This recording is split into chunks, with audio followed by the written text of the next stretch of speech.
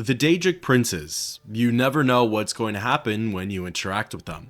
Sometimes they'll tell you to wipe out an entire village, other times it'll be a simple fetch quest. Some are cruel, some are just, and others are downright strange. Their motives are often hidden, or never really explained. One of the gods who falls into both the categories of odd and perplex is Sheogorath, the Daedric Prince of Madness. He's an entity that needs no introduction. He played a major role in Oblivion's Shivering Isles DLC and has had his shrine quests available in previous installments of the franchise. In fact, today's topic of discussion is his personal quest, the Mind of Madness, featured in the Elder Scrolls V, Skyrim. I'll begin with going through the entire mission. I'll play through each step, showcasing the different stages of the journey, listening to the intriguing dialogue, and completing each trial. Then, once it's over, I'll discuss some of the key factors, observations, and theories surrounding this Sheogorath and Emperor Pelagius III. As per usual, the facts and information provided are brought to you by the game itself and the unofficial Elder Scrolls pages. It all begins with the player in the City of Solitude. Wandering around and chatting up some of the locals, you may hear of a rumor regarding a strange man walking the streets, ranting that his master has disappeared. Lucky for you, it doesn't take very long to run into him. Dervenin, an elderly Bosmer, can be seen pacing up and down the eastern stretch of the streets. Getting in close, he'll catch your attention by asking for help. You help me? You help people, right? That's what you do. Please, take pity on an old madman. Curious, you ask what he needs. My master has abandoned me, abandoned his people, and nothing I say can change his mind. Now he refuses to even see me. He says I interrupt his vacation.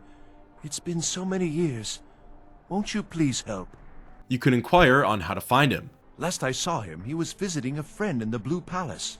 But no one as mundane as a Jarl. No, such people are below him. No, he went into the forbidden wing of the palace to speak with an old friend. Said it had been ages since they had last had tea. Oh, and you'll need the hip bone. It's very important. No entering Pelagius's wing without that. You can then question why he doesn't just leave his master. Oh, you just don't understand. Without him I am not free. Without him I am doomed. All of his empire shall fall into chaos. The conversation as a whole is pretty strange. Dervenin's logic doesn't fully make sense, and what he hands the player is even weirder. In the miscellaneous tab of your inventory, you'll find the hip bone of Pelagius. It doesn't specify which Pelagius, but it's fair to assume it probably belongs to one of the 4 previous emperors. A confusing interaction indeed, but all you can really do now is venture off to the Blue Palace in search of Dervenin's master. Upon entering the fortress, you'll notice that Pelagius's wing is locked up tight and requires a key. For this, the game directs you to one of 3 NPCs. The first one is a Nord maid named Erdi. Oh, hello. Just tidying up. You can tell her that you need to get into the abandoned wing. Oh, I'd get in trouble for that. It's not allowed. Besides, it's scary in there. With no dice there, the next person you can approach is the castle steward, Falk Firebeard. If it's your first time in the Blue Palace, he'll be taking part in a castle meeting. It's regarding strange occurrences at Wolfskull Cave. Not totally relevant to the story at hand, but can come in handy for this part of the quest. Absolutely not. That wing has been sealed for hundreds of years, and for good reason. They say the ghost of Pelagius the Mad still haunts it. Ghost or not, there are reminders of his dark rule that are best left buried away. With that lead at a dead end, the last NPC you can approach is Una, another Nord maid. Noises and lights. Not in your life. It's dangerous in there, and Falk doesn't even like me and Erdi going in every year to clean out the spiders. With her, I was able to lie and say that Falk asked me to check it out. If you really want to, just be careful of the ghost. He snuck up on me once and scared me sick. It took a week for me to feel better. With any of the 3 NPCs, there's a hidden speechcraft barrier that will determine if you get the next part of the dialogue. If none of them have it available, that meeting you overheard involving Falk and Wolfskull Cave will lead you on a separate journey. Once completed, you'll gain his trust and be granted with the key. With the door unlocked, you can now enter Pelagius's wing, the supposed haunted section of the keep. From first glance, it appears as nothing more than a series of abandoned rooms, and Dervenen's master is nowhere to be seen. There are spider webs covering the walls and floors, shriveled dead plants placed on the ground, broken and tossed furniture, scattered dishware, etc. Interesting to note though is that the candles are lit, and the fireplace has hot embers in it still, indicating that somebody was recently here. There's also a butterfly in a jar, which is an entirely separate topic for a whole other video. The southern side of the entrance is boarded up and inaccessible. The northern side, however, has more to explore, including a stairwell leading to the second floor. Again, there's more of what you would have seen down below, and it's still void of life. Although, on the other side, there's a strange, almost mythical looking hallway that just feels out of place. Choosing to walk down it, about halfway through, the scene quickly cuts away and you're teleported to a completely new place. Kelly, my dear? Oh, I couldn't. Goes right through me. Besides, I have so many things to do. So many undesirables to contend with. Naysayers, buffoons, detractors. Why, my headsman hasn't slept in 3 days. You are far too hard on yourself, my dear, sweet, homicidally insane Pelagius. What would the people do without you? Dance? Sing? Smile? Grow old? You are the best septum that's ever ruled. Well, except for that Martin fella. But he turned into a dragon god, and that's hardly sporting. You know, I was there for that whole sordid affair. Marvelous time. Butterflies, blood, a fox, a severed head, and the cheese to die for. Yes, as you've said countless times before. Harumph! Well then, if you're going to be like that, perhaps it's best I take my leave. A good day to you, sir. I said good day!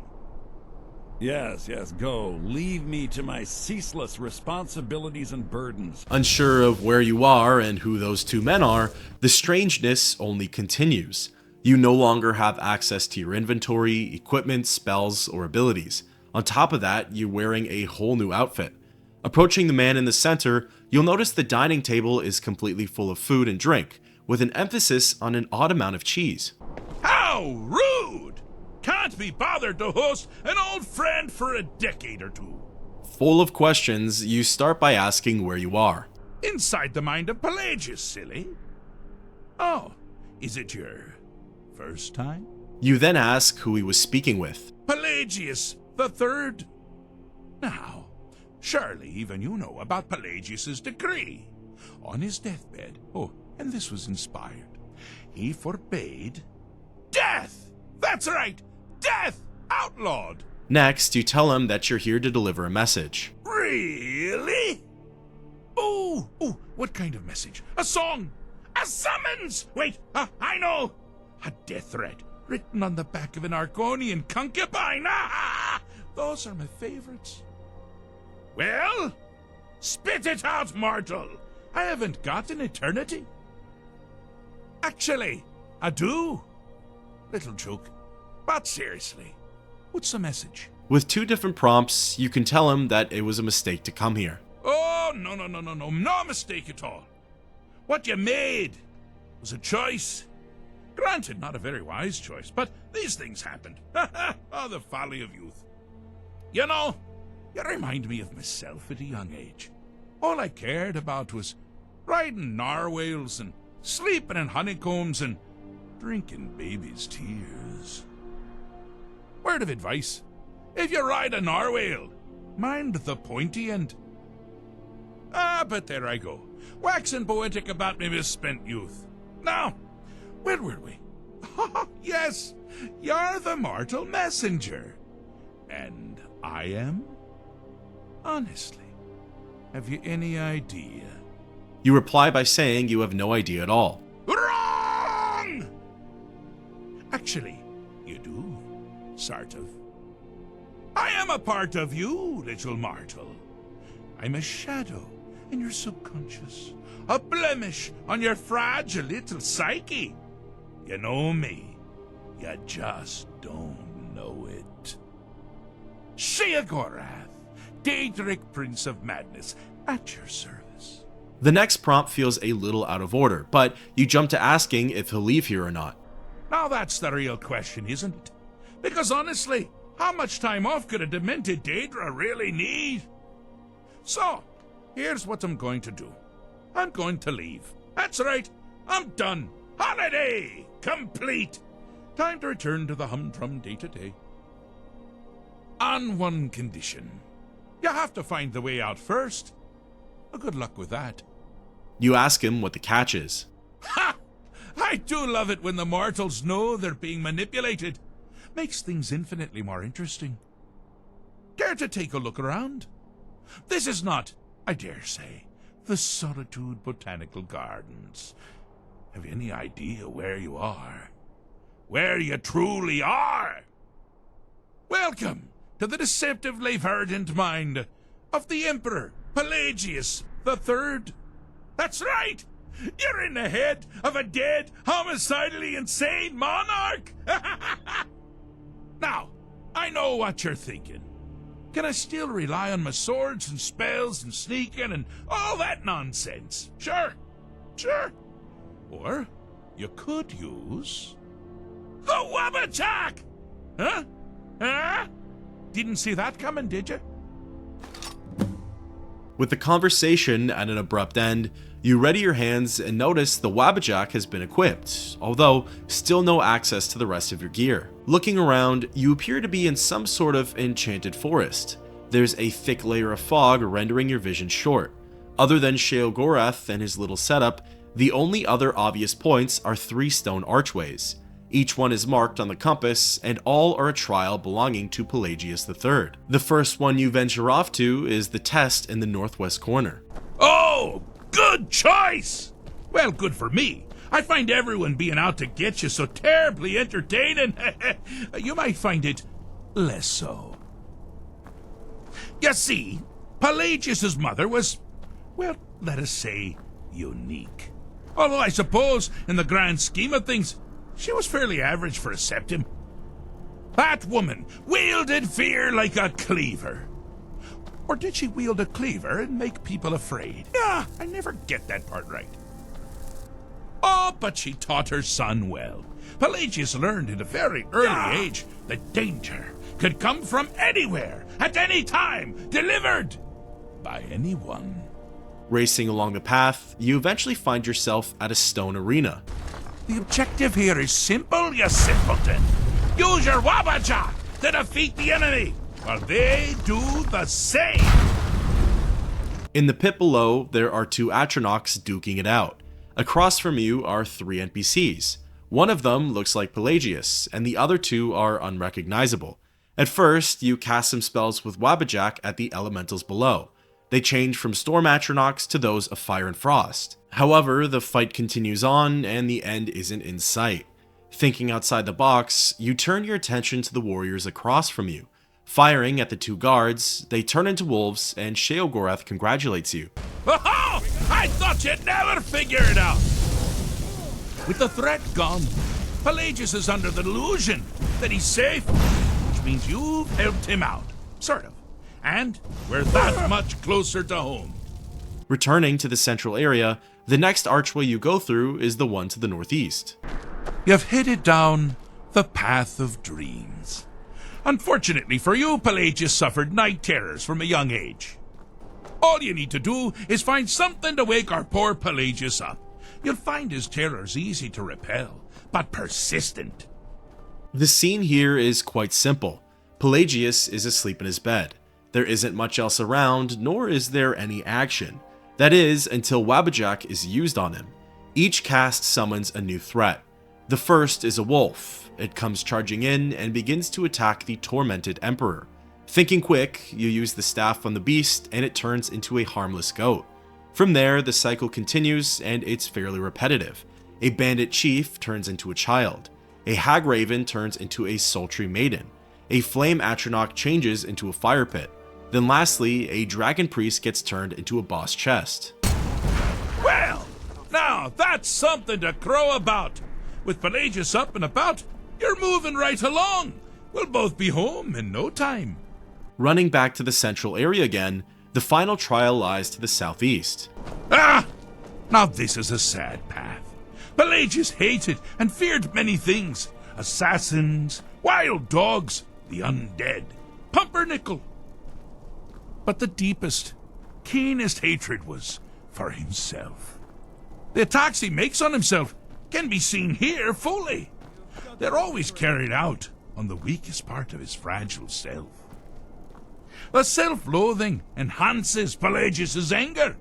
But his confidence will shrink with every hit. You must bring the two into balance. The concept here is quite simple, but the idea behind it is kind of sad and relatable to many. A giant NPC named Anger, clad in Imperial soldier armor, is wailing on a shrunken version of Pelagius, named Confidence. Confidence isn't doing anything to fight back, and Anger's attacks are persistent, practically never-ending. Using the Wabbajack, you change Anger into two specters called Self-Doubt. Then, Confidence can also be morphed into something bigger and bolder. Casting it on Pelagius once more, he grows even larger in size, becoming just as big as Anger was when you first arrived on scene. Pelagius is finally ready to love himself and continue hating everyone else. Here we go! With the 3 trials completed, all that's left now is to return to Sheogorath at the dining table. Fixed is such a subjective term. I think treated is far more appropriate, don't you? Like one does to a rash or an arrow in the face. But no matter. Heartless mortal that you are, you've actually succeeded and survived. I am first to honor my end of the bargain. So, congratulations. You're free to go. They've been known to change my mind. So, go. Really.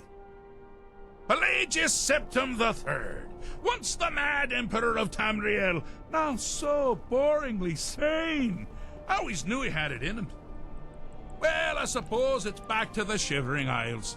The trouble Haskell can get into while I'm gone simply boggles the mind. Let's make sure I'm not forgetting anything. Clothes, check. Beard, check. Luggage. Luggage. Now, where did I leave my luggage? Master, you've taken me back. Does this mean we're going home? Oh, happy times. I can't wait to... Yes, that's quite enough celebration. Let's send you ahead, shall we? As for you, my little mortal minion, feel free to keep the Wabbajack as a symbol of my... I'll just take the damn thing. You take care of yourself now. And if you ever find yourself up in New Sheo, do look me up. We can share a strawberry tart. Ta-ta! The next thing you know, you're teleported back to the abandoned wing in Solitude's Blue Palace. If you choose to continue further along the hallway, it brings you to the bottom floor of the wing, but beyond a skill book for lockpick, there isn't much more for you here. Taking a look at Wabbajack's specifics, it doesn't actually tell you much other than a blast from Wabbajack with an unpredictable effect. However, the UASP says that Wabbajack can cause fire, frost, or shock damage, absorb attributes including health, stamina, and magicka, turn the target invisible, heal the target, or instantly kill them. As we all saw in the actual trials, it can also transform the target into another being altogether. Sometimes it may not even be a sentient being. It could be gold coins, a sweet roll, or a pile of ashes.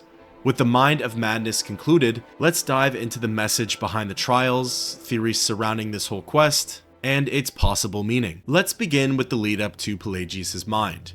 You meet Dervenin, the wandering Bosmer in the streets of Solitude. Upon your first approach, he calls out to you and says, "You help people, it's what you do," and then asks for your aid. This can just be dismissed as a desperate cry for help, or it could be looked into a little further. Without ever establishing your name or earning a reputation, he'll still open the conversation with that line. I think him being there and the two of you meeting is all part of a greater setup. When you first meet with Sheogorath, one of the things he says to you is that you know him and you just don't know it. This is absolutely something we're coming back to, but in this context, it makes me think that perhaps Dervenin isn't as crazy as we all think. I wonder if maybe he was instructed by Sheogorath to wander the city and wait for you to come. Uncle Sheo wouldn't have given much more information than that, and probably used him as a pawn to draw you in. The Dragonborn gets intrigued by their sense of adventure and wonder, and they humor Dervenen's request, exactly as the Mad God said you would. He specifically wanted you, the player, to come to him, which he knew would happen. This is because everyone else would have dismissed Dervenen as the loony, insane Bosmer. At the end of your final conversation with the Daedric Prince, he calls the Wood Elf his luggage. On the surface, this seems like just a funny quip thrown at Dervenen, but I feel like it has some meaning behind it. I feel as though he's called this because he was of great importance to the Mad God during his time here on Nirn. It's because of this plain traveling Bosmer that the two of you met. Without the delivery of Pelagius' hip bone and the necessary information, this quest would not have existed. Why does Sheogorath want to meet with you though? Well, I'm bursting at the seams here to get to that part, but I'll have to be a little more patient. Moving along to the Blue Palace and the Pelagius Wing, every NPC you speak to about it seems to think it's haunted. Una even says that she saw a ghost in there which spooked her for a whole week. While you were in there though, you didn't see any specters, phantoms, or wraiths. So what's the deal? Well, this brings me to my next theory that runs off of the previous one. Sheogorath is the one haunting the abandoned wing. The rumors are that it's Pelagius, but I don't buy it. I think Uncle Sheo is intentionally scaring away anyone who isn't you, anyone who's not the player. He's waiting for the person who has Pelagius' hip bone to enter the wing. He knows that they're the one who can help him with this task at hand. The following is a very minor detail, but I'm assuming this whole summoning process was hush-hush because otherwise, the Jarl, or whoever has authority, would have purged his portal from the Blue Palace. In other games, like Oblivion, the Daedric Shrines are obvious landmarks that can be freely visited. Portals to their Daedric realms are always being created and taken down, but this is no Daedric shrine, nor are there any obvious worshippers, other than Dervenen. Its relevance lies with a dead emperor who was formerly the ruler of Solitude and the High King of Skyrim. So, what better way to keep it there than to scare trespassers and have it sealed up? Next, let's talk about the trials themselves. The three tests are aptly named Pelagius' Paranoia, Pelagius' Night Terrors, and Pelagius' Confidence. Paranoia was the first trial that we embarked on. It was the one that involved wabbajacking your opponent's guards and turning them against him. At first, it just seems like the means to an end. It's what the player has to do in order to escape this strange setting. However, it represents so much more than that. Approaching the stone fortress, Sheogorath tells the player that Pelagius had a rough upbringing. His mother often struck fear in his heart. How and why isn't explicitly stated, but Sheo jokes that maybe she did it with threats of violence. As we're coming to learn though, there's often a lot of truth in his words, regardless of the humor. After wabbajacking his guards and turning them into wolves, they lunge at Pelagius the Suspicious, killing that aspect of him. With the threats revealed and out in the open, it symbolizes the former emperor letting go of his skepticism and distrust, features in life that held him back and made him ashamed of the man he was. Moving along, Night Terrors was the second trial that we embarked on. On the surface, it felt like you were just defending a sleeping man from multiple threats. However, looking deeper, it too represents so much more. Sheogorath explains that, as a young boy, Pelagius suffered from night terrors. They were probably so bad that they caused lifelong trauma for him, hence why they're part of these trials in the first place. As a young kid, you would look to adult figures in your life to help you process and work through the nightmares. However, if we look back on his paranoia test, we know that his mom wouldn't have helped him. If anything, she probably contributed towards them. With likely no one else to turn to and no way to overcome these experiences, they stuck with him and again, shaped the man that he grew up to be. Wabbajacking each enemy represents the power of the mind. It demonstrates that any obstacle, fear, or doubt can be worked through. The mind is a powerful tool, and depending on how it's used, can completely alter your life and the lives of those around you. Once Pelagius the Tormented wakes up and sees that, the enemies are gone and there's a weight lifted off his shoulders. The last test we embarked on is Pelagius' Confidence, which to me is the most straightforward of the three. The meaning isn't as shallow as the previous ones, and the message behind it isn't buried behind theatrics. Walking through the archways, Sheogorath explains that Pelagius' biggest hatred was for himself. He loathed the man he grew up to be. As such, his anger was always getting the better of him. To me, that was due to a combination of his paranoia and weak mental fortitude, the two previous trials. That's the reason I chose to represent each trial in the order we went through them, as they're all connected and help to paint the bigger picture. Wabajacking his anger, it peels back the layer and reveals his self-doubt.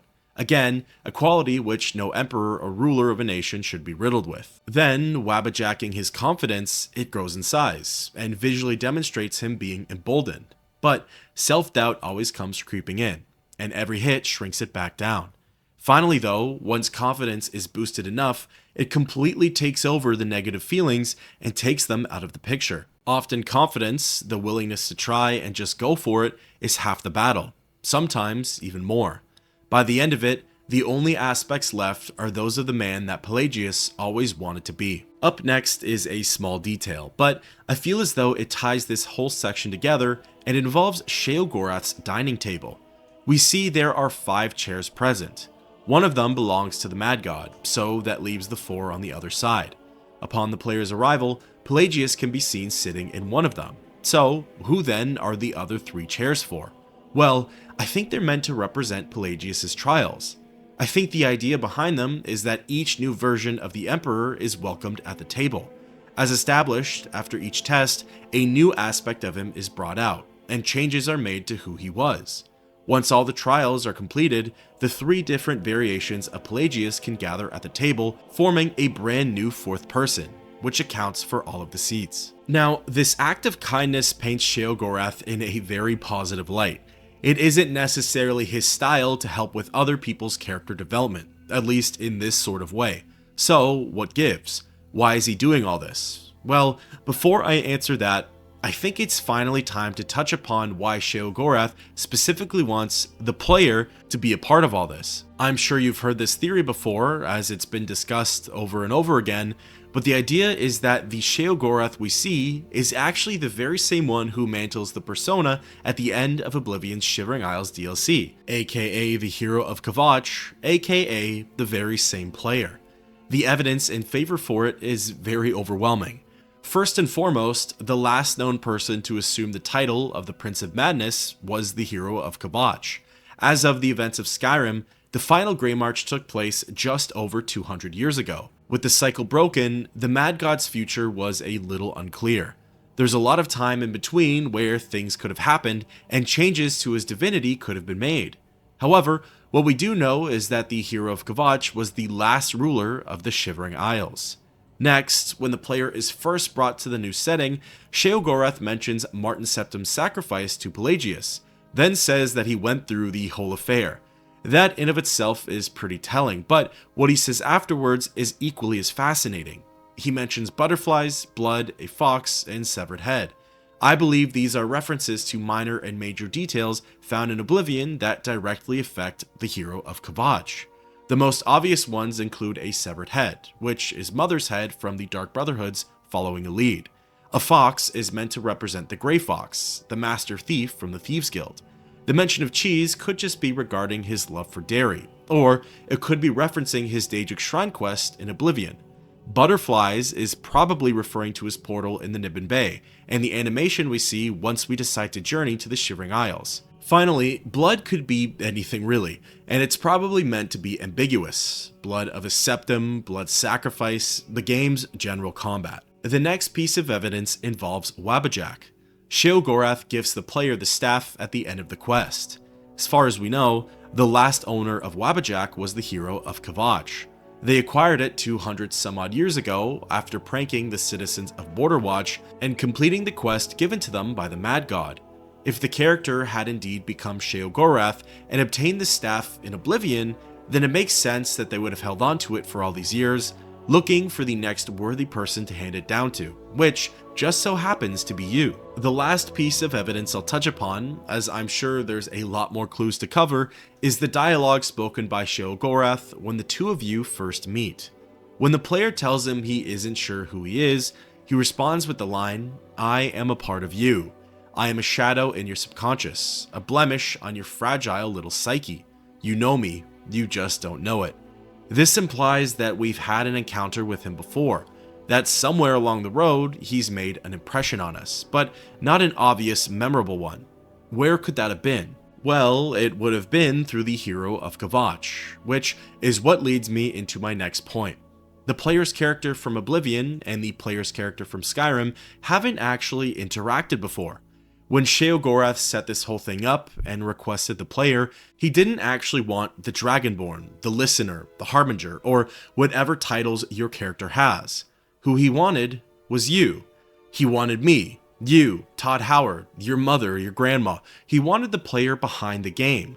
I know it all sounds kind of strange and very fourth wall-like, but that's exactly what it is. The only connection between the Dragonborn and the hero of Kvatch is the person who created them, the person who modeled them, who made them commit horrible atrocities, or who's led them on the noblest of paths. He knew that your sense of adventure and wonder was going to be piqued when Dervenin approached you in solitude. He knew that you would find a way to get into the Blue Palace's abandoned wing. He knew that you were competent in using Wabbajack, and he knew that you would be able to free Pelagius from the tormented, suspicious, spiteful version of himself. This all leads me to my final thought. Why would Sheogorath want to help Pelagius?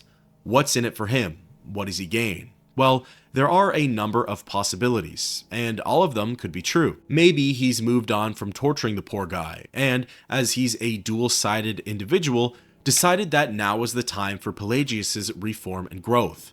All these years of torment, and now is the time to be set free. Perfectly imbalanced balance, if you catch my meaning. Confusing and logical, just like the Mad God. Or perhaps the hero of Kvatch felt some sort of duty to honor the Septums. With Martin's sacrifice at the Chapel of Akatosh and Uriel's trust with the Amulet of Kings, maybe the new Sheogorath felt he owed their bloodline something more. His influences on Nirn are limited, but not quite with the dead and their spirits. Maybe he felt as though easing Pelagius's mind and pulling out his better qualities were good ways to honor the Septums and their ancestors. Or perhaps this was just one of Sheogorath's many fascinations. Not everything he does has to be malicious or out of ill intent. Maybe the Mad God's deeds are similar to flipping a coin. You either get heads or you get tails, good or bad. There's no in between, there's no gray area, there's just right and wrong. Maybe the Mind of Madness is an example of Sheogorath choosing to do a good deed, simply because he wants to. It's not what people would expect, and it keeps them guessing, not allowing anyone a glimpse into the mind or thought process behind the Prince of Madness. With that, I open the floor to you. What do you think of this quest and the theories that were presented here today? Let me know down below, and until next time, keep on adventuring.